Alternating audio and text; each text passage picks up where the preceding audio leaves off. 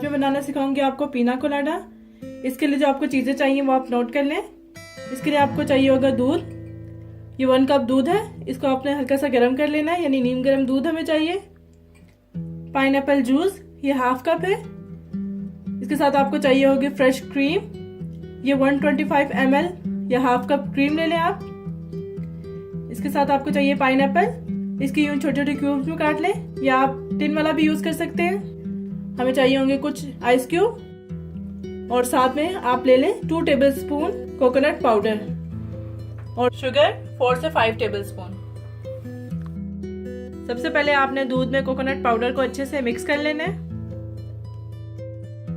Coconut powder को मैंने दूध में डाल के अच्छे से मिक्स कर लिया। अब हम इसको बनाना स्टार्ट करते हैं। सबसे पहले आपने डाले हैं pineapple chunks, sugar, pineapple juice. इन तीनों चीजों को अच्छे से आपने ब्लेंड कर लेना है। तीनों चीजों को अच्छे से ब्लेंड कर लेने के बाद आपने इसमें डालना है दूध, जिसमें हमने कोकोनट पाउडर मिक्स किया था। साथ में ही आपने ऐड कर देनी है क्रीम और आइस क्यूब। अब इन सबको अच्छे से ब्लेंड कर लेना है और फिर हमारा पीना कोलाडा तैयार हो जाएगा। लीजिए, मजेदार पीना कोलाडा तैयार हो चुका है।